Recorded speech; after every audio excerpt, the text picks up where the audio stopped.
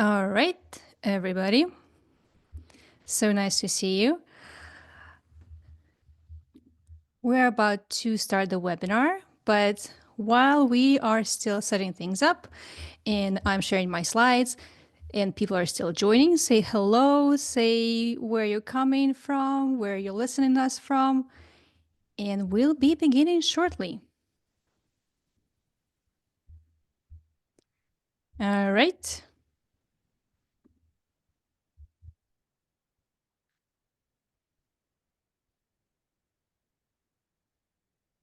All right. Say hello in the chat. Say hi and tell me if you can see my screen. If you can see the slide, that will be helpful. You should be able to see it right now. All right. Where's everybody joining from? We're going to wait for a minute or two for more people to trickle in. Oh, Brazil, India, from United States. Very international. Amazing to see that. Love to see people from all over the world. We had a lot of people signing up for this webinar. We are very excited to see so many people interested to learn about RAG with Databricks and Unstructured. UK, India, Bulgaria. Amazing. Welcome, everybody. Italy, Argentina. The whole globe is here. So amazing. My name is Maria Halasova. I am the host of this webinar today. I am leading developer relations at Unstructured, and today we are joined by Prasad Kona, who is leading partner solutions at Databricks, and we are very happy to have him join this webinar. Prasad, would you like to introduce yourself a little bit? Hey, thanks, Maria. I'm Prasad. I'm a partner solutions architect at Databricks and focus on helping to build AI agent systems. Happy to be here. Thank you. We're excited to have you join us today. All right. Since we've waited for a couple of minutes for more people to join, we can start with the webinar. And today, this is what the agenda for the webinar is going to look like. We're going to talk about unstructured data processing for RAG. What are the challenges that enterprises are facing when trying to pre-process their unstructured data? What are the complexity of pre-processing this type of data? We're going to talk about the integration between Unstructured and Databricks and how you can combine the power of Unstructured tools and Databricks tools to build powerful RAG applications. We're going to talk about building end-to-end RAG on Databricks, starting with unstructured data in different enterprise systems and all the way into deploying a production-ready RAG application. And of course, at the end of this webinar, we're going to be showing a demo. We're going to be walking through an example of a RAG application end-to-end. And of course, we'll reserve some time for questions. Now, a little bit of housekeeping.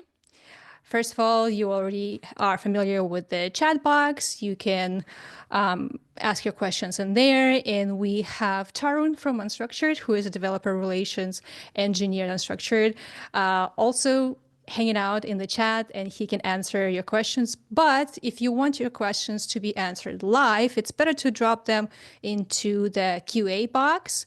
You're going to find it on the Zoom panel.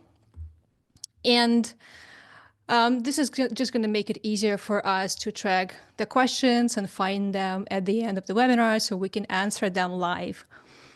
And if you are joining later, or for those who are missing the webinar, or for those who will want to maybe re-watch some parts of it, we're going to be sending the recording of the webinar later to your email, the same email that you signed up with. If you're interested to learn more about Unstructured and schedule a one-on-one chat to learn how we can build a guided POC for you, you can reach out to us and we can set up a call with you. later after the webinar. Now, who is Unstructured? Unstructured is a Series B startup that is focusing on a foundational problem that most GenAI applications are facing, and that is preparing the data for said application. Whether you're building an AI assistant chatbot or some sort of agentic application or a report generation system, in most of the cases, you're going to end up facing PDFs or HTML files or Word documents or emails, all kinds of different unstructured files that contain important data that you would like to have available for your LLM as context. But of course, they first need to be pre-processed first. And so Unstructured is focusing solely on the problem of making that data available for all kinds of different GenAI applications. Now, why is it difficult to process such data? And in fact, when you think about it, in most applications, in most GenAI applications, be it an assistant or legal assistant, financial assistant, it all comes down to knowledge stored in these unstructured document types.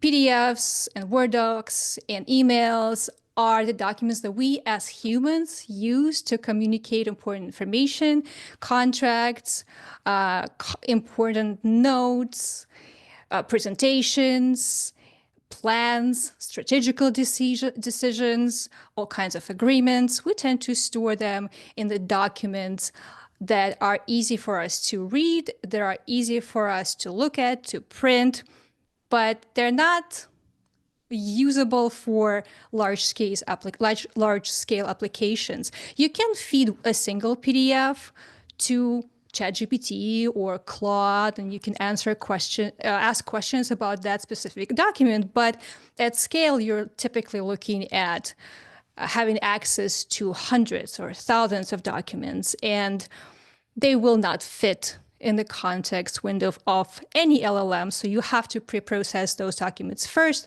And every document type requires different parsing and partitioning approaches. They have different structure or no structure at all in certain cases. They have different layouts and visual cues, and they have different elements. They can have text or images or tables.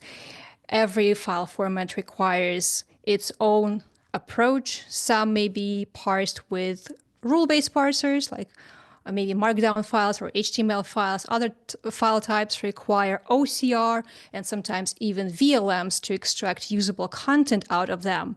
And some tools support some specific file types or some specific aspects of data processing.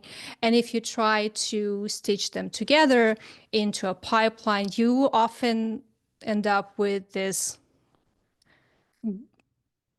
pipeline jungle, so to speak, of connectors and glue code and different libraries and different APIs and different formats. And that becomes very brittle very quickly. What Unstructured does instead, it standardizes the data pre-processing for multiple different file types, for multiple different sources of your documents. Your documents can be coming from Confluence or S3 Bucket or your Dropbox or maybe any other enterprise data storage platform or communications platform or a system of record. They all need to be ingested. They all need to be processed. You want the output to be standardized across different sources, across different file types, and then everything needs to be delivered into your destination of choice, which can be a vector database, a traditional database, graph database, and later on, this data becomes usable for your downstream application. Now, instead of this custom rat's nest of different libraries stitched together with glue code, different connectors and APIs and everything. Unstructured gives you a solution that standardizes the output and provides unified data model across all different supported file types. The outputs are structured into JSON, which is ready for downstream applications, which can be RAG, search, analytics. And the results are consistent regardless of the source format and different layouts. We maintain a lot of connectors for different systems of records and different destinations to make sure that your ingestion process is not brittle, it's reliable, it's secure, and you can ingest documents from S3 Bucket, Azure Blob Storage, SharePoint, Salesforce, Confluence, many different sources, reliably process the documents and write the results into your destination. We offer different composable workflows and advanced pre-processing options. So you can chain together all the steps required to build a RAG application. So you start with partitioning step, converting those unstructured data into structured JSON. Then you can have a chunking step, an embedding step. You can sprinkle in enrichment steps in your pipeline. And at the embedding step, we do not have our own embedding models, but we integrate with the leading providers of embedding models. So you could leverage those models to generate embeddings for your RAG application. And of course, this would be great for a toy project, but for an enterprise project, you need the data processing be scalable and trackable, secure, and compliant. And Unstructured, of course, offers all that functionality. Now, when it comes to Databricks, Unstructured brings that unstructured data into Databricks products. Databricks is already excellent at handling structured data and semi-structured data, and you can store unstructured documents in Databricks volumes. And where unstructured fits in is converting unstructured documents into this structured data. So for example, Unstructured can ingest unstructured documents from Databricks volumes, process them, extract clean structured content, enrich it with metadata, with custom enrichments, generate embeddings, and download everything into your destination. The destination can be Delta tables in Databricks, and in this example, this is what we're going to be showing. Of course, once you have your data in Delta tables, all ready for a RAG application, you can add vector search on top of it, and there you go. You can use your previously unstructured data to fuel your RAG application to serve as the knowledge base for your smart AI assistant. So you can think of Unstructured as this grand central station for unstructured data. And the data can come from multiple different sources. It can be transformed with different strategies. We're going to talk a little bit about different strategies during the demo. And ultimately, once it's processed, once it's structured, enriched, and embedding, it arrives into a Delta table in Databricks, and it is ready for the downstream application. Now, at this point, I'm going to hand it over to Prasad to talk about Databricks Data Intelligence Platform and how it unlocks and powers RAG applications and agentic applications and different kinds of Gen AI applications. Take it over. All right, thanks, Maria. So I'm going to just do a very quick overview of the Databricks Data Intelligence Platform. Right, at Databricks, our mission is to democratize data and AI. This is to make, thus making every enterprise to get faster insights and value from their data. One of the key things about data intelligence is that having AI that is deeply connected to your enterprise data, right? Enabling you to solve your domain-specific challenges. I mean, at most organizations, they want to have a unified platform for data, AI, and business intelligence, right? That everyone can use. That's why we actually created the Lakehouse architecture, where all of your data is stored on cloud storage in an open Lakehouse format, right? And everything is unified under a single management layer so that it can provide reliability, performance, and enable easy sharing of data. With the Databricks Unity Catalog, we provide a, a single unified layer for security and governance and cataloging. This is for all of your data and AI assets in one place.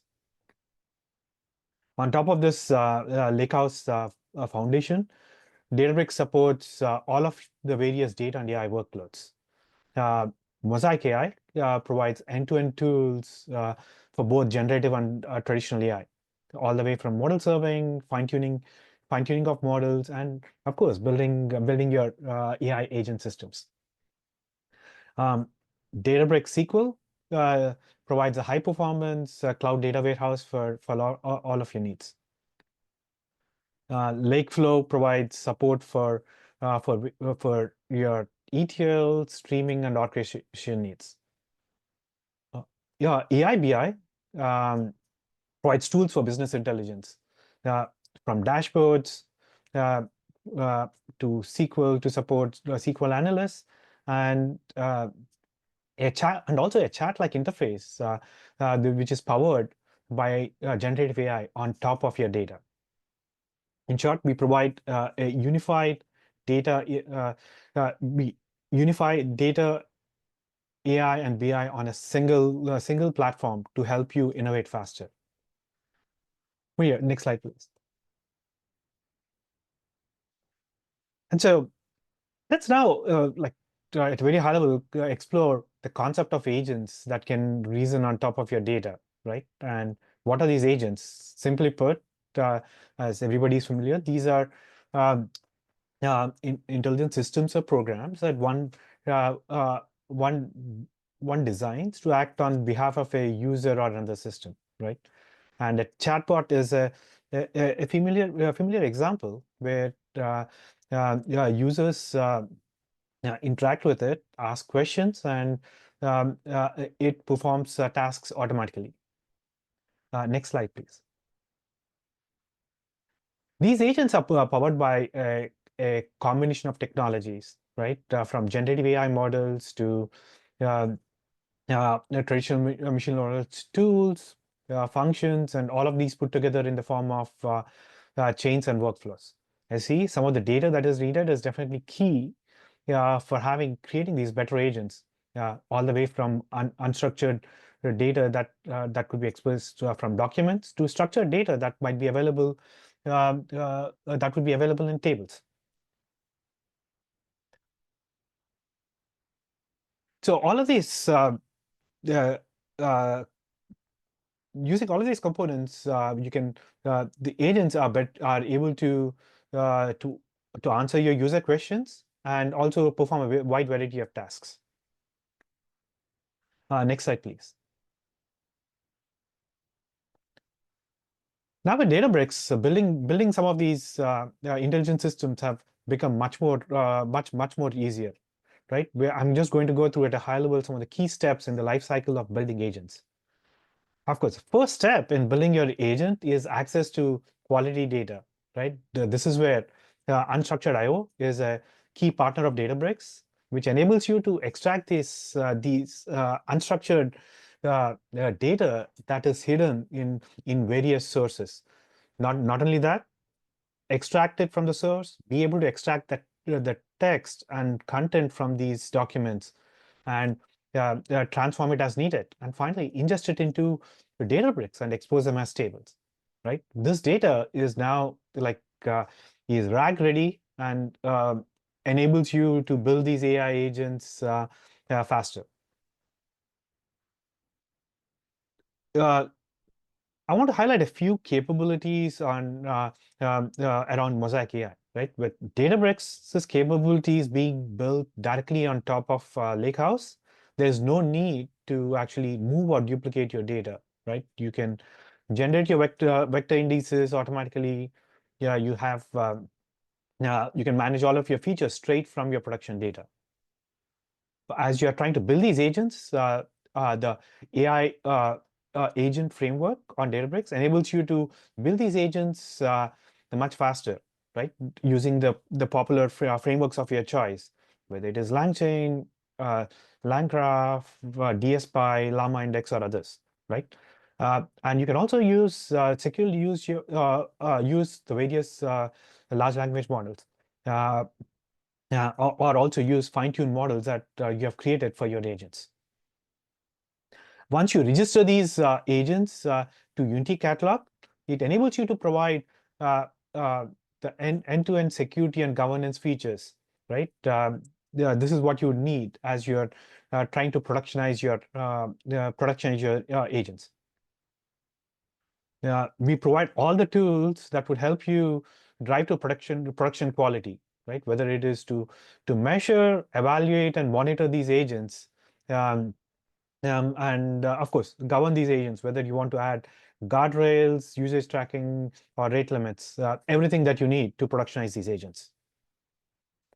And so the seamless integration between all of these components that we kind of like mentioned helps you build AI agent systems faster on your own data. And today we are going to see how we can actually like build a simple end-to-end RAG. And let's now dive into the details. Maya, over to you. Thank you. At this point, let's switch to a demo. That's not a Q&A yet. I'm gonna switch to a different tab where I have Unstructured. This is what Unstructured platform looks like when you just log in. Now let's get straight to building data processing workflows with Unstructured. So this is the most foundational step at building any RAG application. You want to start by pre-processing the data that's going to be the knowledge base for your AI system. Okay, let me just move a toolbar a little bit because it's blocking the button for me. There we go. To create a new workflow, we just go on the Workflows tab, we click New Workflow, and there are two options. There's Build It For Me, and there's Build It Myself. Build It For Me will create a pre-configured workflow, and we are going to come back to that later, but for now, let's go to Build It Myself so we can actually explore all the options that Unstructured offers and see what we can do. So right from the start, you already have three different nodes. You have the source, you have the partitioner, and you have the destination.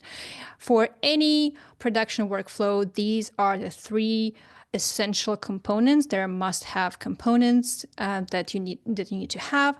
And so source, this is where you, of course, specify the sources of your data. This can be maybe an S3 bucket or a OneDrive. I have a Dropbox, Google Drive configured here, and there are many other different sources that you can configure. Let's go back to S3. So this is where my original documents are stored. And I can have more than one source in the same workflow. I can connect to multiple different sources and ingest data from all of them at the same time within the same workflow. Now, the destination is, of course, where we want to have the processed results, the structured JSON with whatever enrichments we have added, whether they're chunked or not, whether they have embeddings or not. Ultimately, they need to end up somewhere where we intend to use them.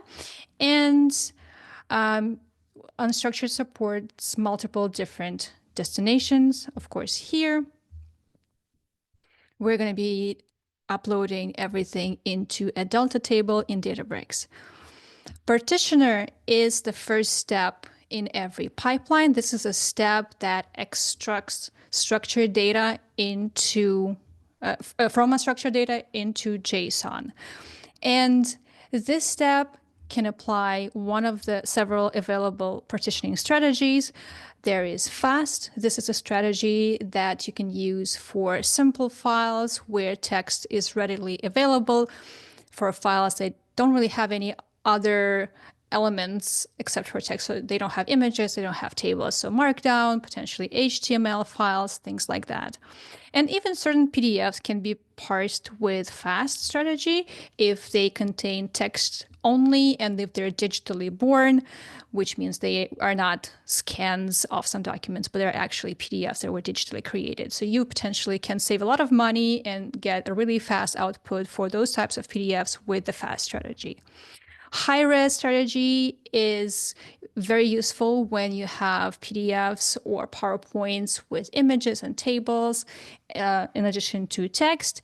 And so this is a strategy that will apply OCR and object detection. It will understand what different elements you have on the page and will correctly extract content out of them.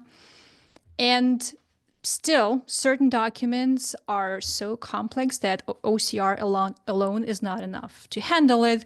For example, if you have documents with some handwriting, if you have forms with checkboxes and different nested structure, that these can be too complex for traditional OCR methods to handle, and VLMs actually do a better job at extracting content from documents like that. So this is when you would want to apply a VLM. And when you're applying a VLM, you can choose from different VLM models. You can choose Claude Sonnet from Anthropic or GPT-4o or any of the other models that we integrate with to use for this strategy. And of course, sometimes you may not know necessarily what your documents contain, although it's always a good idea to take a look at your data before doing any pre-processing. Or you may have a mixture of different documents, and some documents may be simple, and some documents may be more complex, coming from different sources, with different level of complexity. In this case, you may want to consider auto strategy, and this is not a pure strategy. It's not a transformation strategy. It's a router. It's gonna look at the documents page by page and route different pages to appropriate strategies. So it can optimize the speed and the cost of data processing by selecting appropriate strategies for different pages. Once you configure your partitioner step, next you can start adding the following steps. For example, you may want to add a chunking step, and there are different smart strategies that Unstructured offers to split the document into manageable chunks. And there's one nuance to it, though. So after partitioner step, Unstructured actually already splits the documents into so-called document elements. So in JSON, you will see that you have document elements. Every element comes with metadata, and the elements can be titles, narrative text, tables, images, list items, and many more. Every element can have metadata already after the partitioner step, which includes the file name, the language it's in, the source it's coming from, the timestamp, and many other types of metadata. So when chunking is applied, essentially two things happen. For large elements, there will be split if they go over the max characters limit.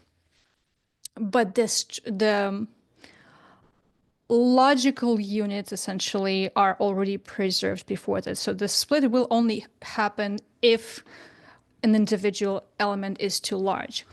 But the second thing that can happen is that you can actually merge some of the elements, like list items, into a larger element to group similar elements or contextually close elements into a larger element. But with all of these strategies, because Unstructured already splits the document into these units, semantical units, it already creates chunking that is aware of the semantical structure of the document. And to every of these strategies, you can add contextual chunking, which is a powerful method that adds a little bit of context about the document itself at the beginning of every chunk. So when it's embedded, the embedding itself embeds a little bit of context about the entire document, and that helps with the retrieval accuracy downstream. But that's completely optional. Once you have your documents chunked, you can have the embedding step. And these are the models that Unstructured integrates with. So you can choose your favorite embedding model, and then the document chunks will be embedded and uploaded into the destination. So this is the standard RAG pipeline. You can also improve it even further by adding different enrichments. For example, for images, you can generate image descriptions to use as text to be embedded. So essentially, the images will have a description that can be embedded with the same embedding model as the regular text. For tables, you can do the same thing, but you can also convert the table into its HTML representation. And one very powerful enrichment is named entity recognition. You can customize the prompt for it, and you can extract entities from your chunks to place them in the metadata, and you can fully customize this and decide what entities you want to save into metadata. You can also extract relationship types, and that can be useful in GraphRag, for example. Now, I already have this pipeline, this workflow configured. Now let's open it up in a different, no, not in a different tab, but just going back here. Once you have this pipeline, you can, of course, schedule how often it should run, and then have it run, let's say, every 15 minutes. And when you have a scheduled workflow, you can choose whether to reprocess all files or process only new files or only changed files. So you can save on the costs of data processing by only processing the files that have been updated or that have been added to the source. Now, once the schedule is configured, and you can run this workflow from here, from the workflows tab. I already ran this job, and then you can find the results of this job on the jobs tab. If you click on it, you will see that the documents went through the partitioner, the chunker, the embedder, and they landed in the Databricks Delta table. If there are any errors, you're going to see the errors here as well. Well, in this case, luckily, there were no errors. With that, you can see that it's very easy to create a workflow that can start from multiple different sources, process multiple different file types, and you can enrich that data, not with just automatically generated metadata, but also with custom named entities, with table descriptions, with image descriptions. You can have your preferred embedding model generate the embeddings. You can have a smart chunking strategy before that. And finally, the data becomes available in a Databricks Delta table. At that point, you can start building your RAG application and test it and evaluate it and deploy it. And for that part of the demo, I'm going to hand it over to Prasad to show what it looks like to build an end-to-end RAG application on Databricks. I'm going to stop sharing my screen so that Prasad could start sharing his. Thanks, Maria. And so, like what we have just seen is, as part of that workflow, we have actually ingested certain data, right? And so for this demo scenario, what we're going to do is now about how to build this simple agent chatbot, right? And so I'm going to be leveraging the LangChain and also leveraging Databricks vector search for as a vector database here, right? And this chatbot that we are going to demonstrate is trying to help like an executive answer questions around financial performance of companies. So what we have done was like initial workflow had actually used data consisting of some SEC 10K filing documents, and so that's what that's what we have ingested. One can answer questions like, say, hey, what are some key financial figures of or how the company has been performing in the market, right? And so we'll kind of like do that live later in this demo. We are going to be implementing uh, uh, we're going to be implementing a very simple rack scenario just with a one single agent. But typically in real life, what you're going to be seeing is you might be building something like a multi-agent, say with two agents, right? One agent that talks to structured data, say using Databricks AI BI Genie. And another, which is like a rack-based agent, like what we're going to demonstrate today, that leverages vector search, which has all of the unstructured data properly populated in the vector database. Now, on top of this, you can also use a handful of tools or functions that can say look up customer-specific information and kind of build a more robust end-to-end AI agent system. Let's dive in now. And so what you're seeing here is a Databricks workspace and a Databricks notebook. Before I walk through more of the notebook, I wanted to just call out a few new things. And so we just saw that how we have actually got data and extracted, like unstructured IO had created these tables. On Databricks, Unity catalog, all of your data is kind of categorized as organized as catalogs, schemas, and tables. And so let me do a quick browse through of the Unity catalog.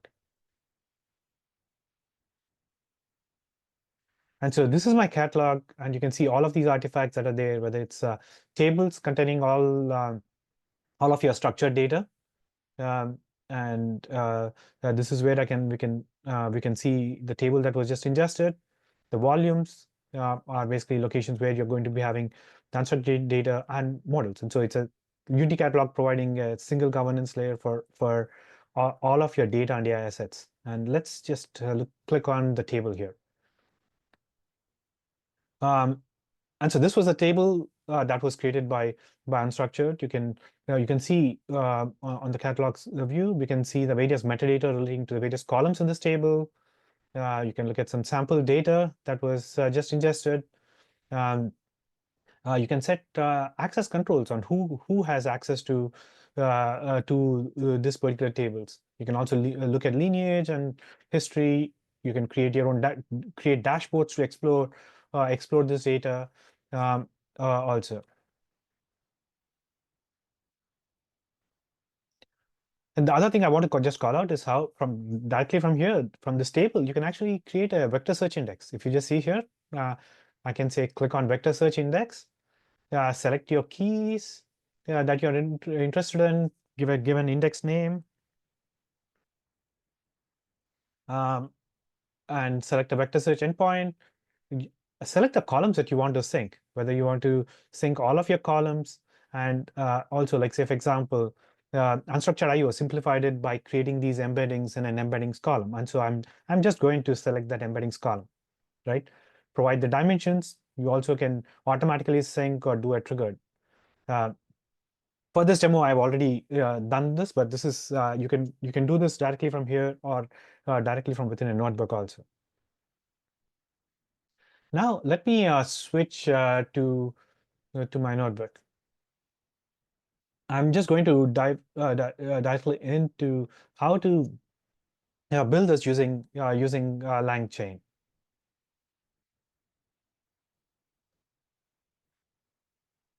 I have some simple code. First is how I'm actually defining defining some of these prompts that I want to use for my RAG application. You can use a default template, which I've defined it earlier in the code, and then I'm actually going to be using using the chat Databricks package from which is part of the Databricks LangChain package to define the LLM that I want to use. In this case, I'm actually using Llama. And once you define your prompt and your model, you can actually put all of these together in the form of a chain, right? Like say, yeah, the way you can read this is as part of this chain.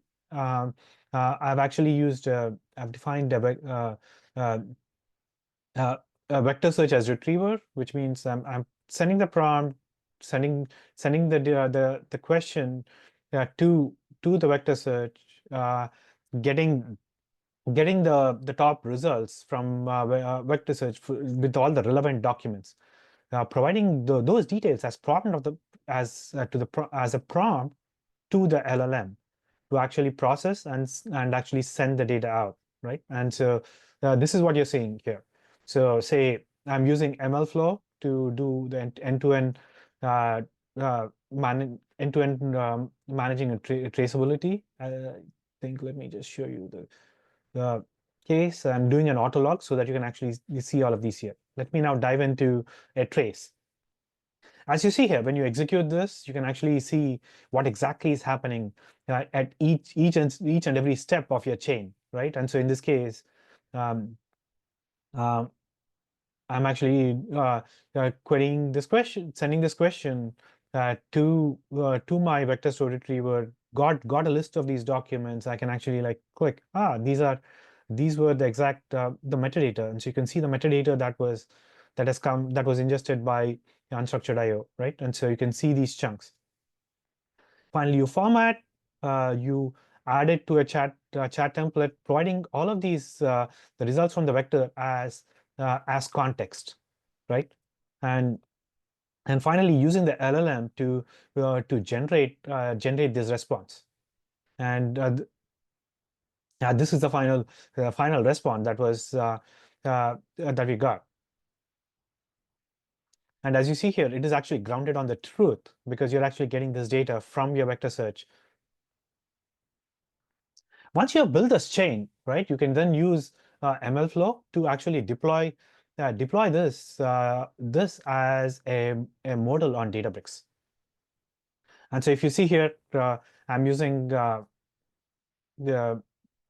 MLflow log model, and then finally doing the register model to register it with Unity catalog. Now that you have registered it with Unity catalog, this opens up some of the various governance features that we talked about earlier, right? Let me now go back to my catalog screen. Just wanted to highlight that this was a model that we just registered to Unity catalog, right? Once it is here, you can actually serve this model, right? Using Databricks model serving. So once you serve it, this is my endpoint.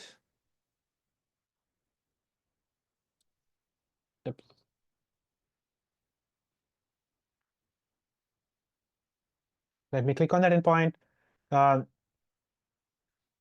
This is where you can actually you can try it on your playground, or then use that. And so we have a playground where you can actually quickly test this particular agent.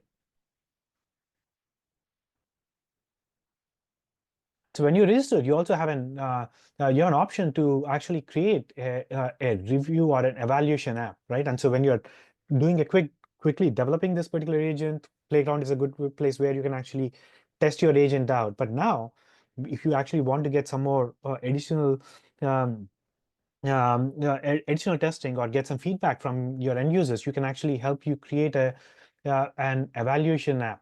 And so here I'm actually creating an eval app, and I'm just going to click on the review app here. And so in this case, I'm actually just using this eval app and trying to get some additional feedback. This you can actually give it to your additional list of end users to get this, get some feedback, improve your improve your chatbot. And so let me just run a simple question, right? Like say, I want to describe the competitive landscape for Walmart.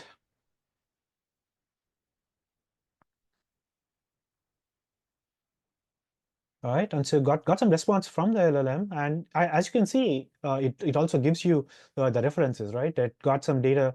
It used this PDF, and these are the chunks of text that were written um, by vector search for your reference. And so in this way, you can actually like say, is this particular response actually grounded on the truth? And we can actually provide some additional feedback, right? Like say, um, maybe this is a good response. Is this accurate, relevant? Yes.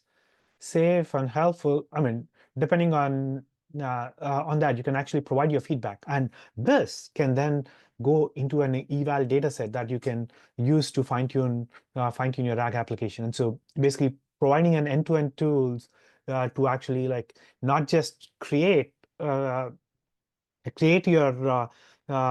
this RAG chatbot, but also go through the entire development and production workflow. Kind of like this, this concludes a very like a quick demo of some of the key features on this. But as I mentioned earlier, like when you're actually um, uh, creating a real life chatbot, you would use something that's a little bit more robust with multiple agents, right? Where what we have created this RAG is just one of the agent that is used. Uh, in addition to this, you can have a chain of agents where one that talks to structured data, like say interacting with the AI Genie. This is the second RAG chatbot that we talked about. You can also add a few tools and also even test it out. Like say if you have some existing tools, um, you can add them even on the playground and test out your RAG chatbot. This concludes a brief demo. Thank you so much. Let me just share our final slide. Give me 1 second.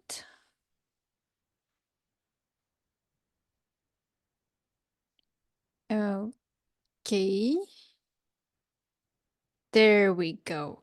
So now that I'm sharing the slide, we can go through the Q&A, and we have some questions that were pre-submitted before the webinar. We also have some questions that were dropped into the QA box during the webinar as we were going through the slides and through the demo.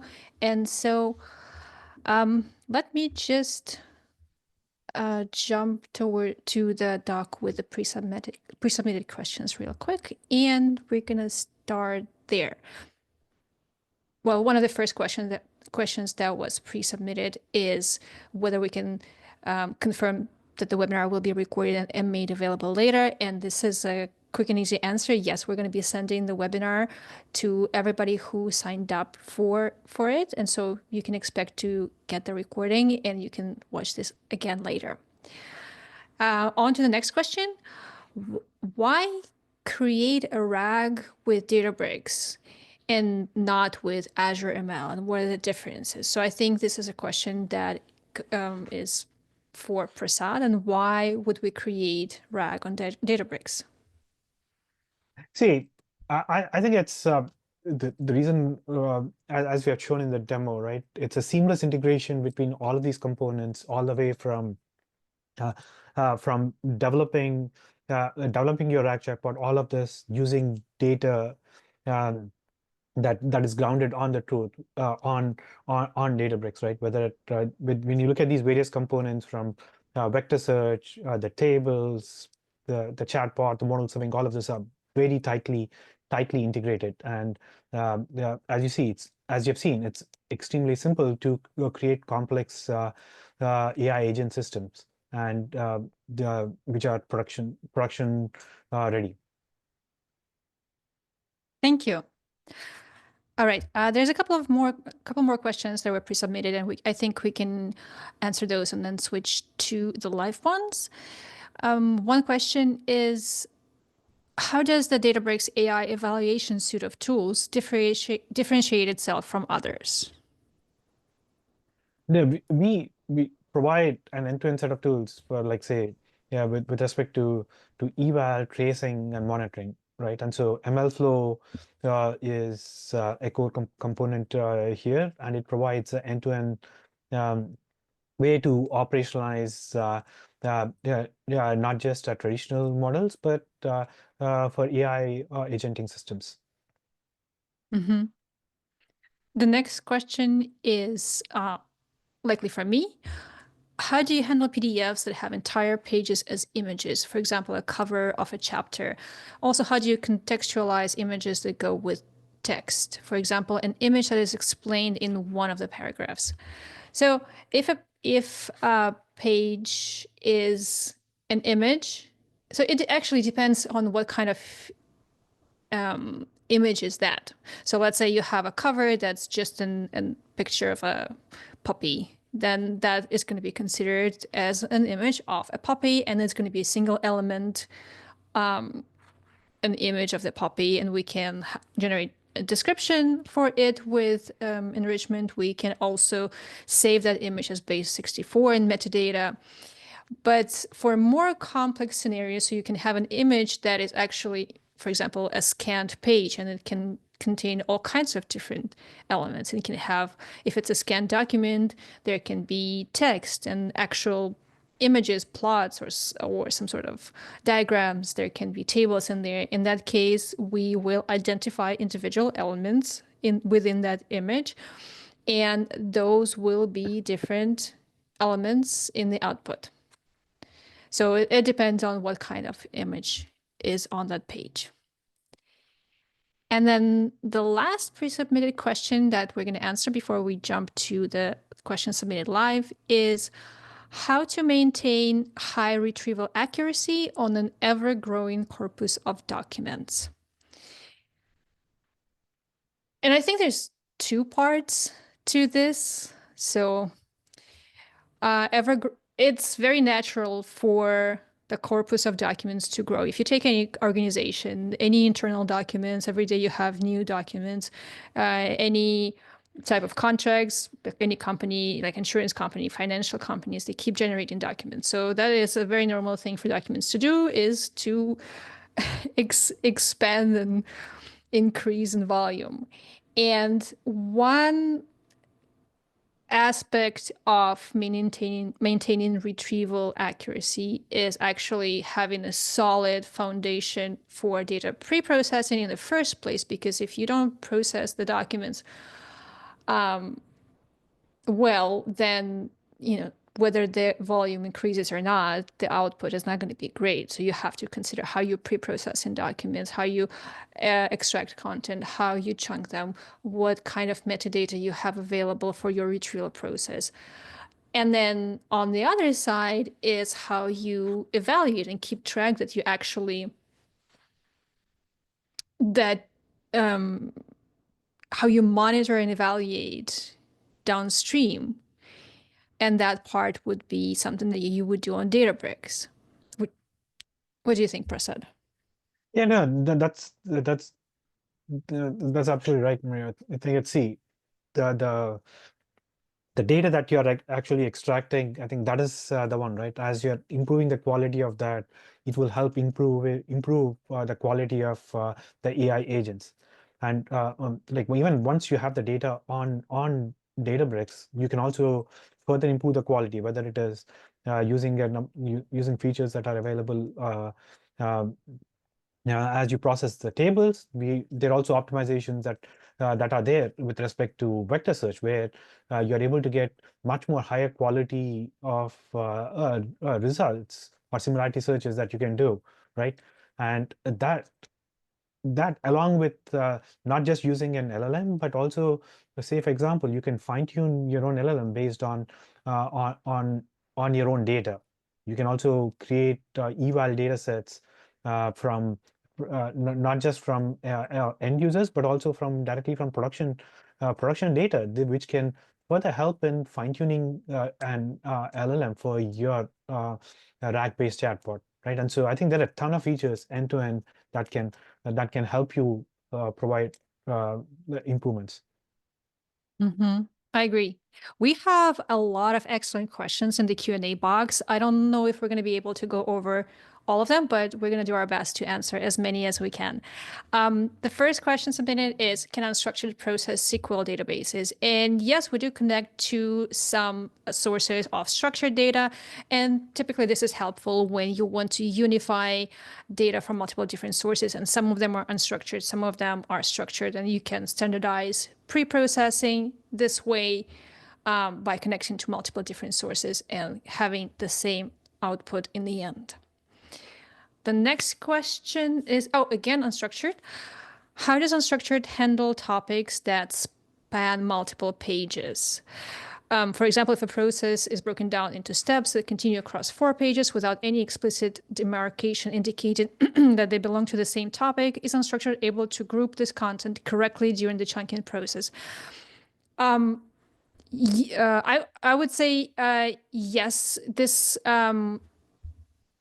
you would have to choose the chunking strategy appropriately. So there's a chunking strategy that is chunking by page, which explicitly does not merge content from different pages, but other strategies like chunk by title, chunk by similarity can group content from different pages. Similarity, for example, will likely be able to identify that chunks from page 2 and page 3 have similar content and they belong together. They can be combined into a larger chunk. So, but here in this case, of course, it's important to be mindful of the chunking strategy that you select. Now, let me choose a question that will be about Databricks. There we go. Does Databricks support multi-language data? For example, data in Russian language, reasoning in English, and answer in Russian or Turkish language? See, I mean, when you're actually creating chatbots with multiple languages, you can absolutely do that, right? It's about how you prompt and how you define your prompts and whether it's determine this particular language. If you're creating a chatbot specific to a certain language, then you could potentially do that. So we provide you all the tools that you need in order to do this. And there's a related question in the box. Does Unstructured's partitioner and chunker support languages other than English? Yes, both OCR and VLM can recognize languages other than English. For chunker, at that step, the language is already recognized, and so I don't see what you mean by chunker supporting languages other than English at this point. Perhaps for the similarity chunker, it does support the similarity chunker does support other languages than English, but I don't remember the list. Okay, let me try to find a question that is about Databricks. If we build a chatbot and expose it to customers, can we enable them to optionally provide feedback on questions? Is that functionality built into the chatbot? And so, like, that's where what I demonstrated to you, like, very briefly, right, which is the eval app. This is something that you can send to end users to do that, right? As a model is exposed as a REST API, you can create your own chatbots or a chat-based interfaces and deploy them as a Lakehouse app. We have some demos that are available on Databricks.com that actually walks you through how to create your own UIs also, where you can you'd be able to capture some feedback. We are almost at time, so I will voice one more question and we'll be wrapping up. So this one should be easy. Does Databricks Lakehouse offers solution for managing and analyzing data in Canada? Our data must be stored and processed in Canada. Yeah, Databricks can be, yeah, you can create it in various any particular region, and in your AWS or Azure or GCP account, right? And make sure that that you select compute in that particular region. Thank you. Thank you, everybody, for joining us. We loved seeing so many people join the webinar and stay all the way to the end. And you have had lots of really insightful questions. Many people have asked about the recording. We're going to be sending the recording to everybody who signed up for the webinar, and it will also be available on YouTube, so you can watch it later. Feel free to connect with us if you want to schedule one-on-one time to discuss a POC, and we are excited to see you at our future webinars. Thank you so much. Thank you to Prasad for joining us today. It has been wonderful having you on the webinar, and have a great day, everybody.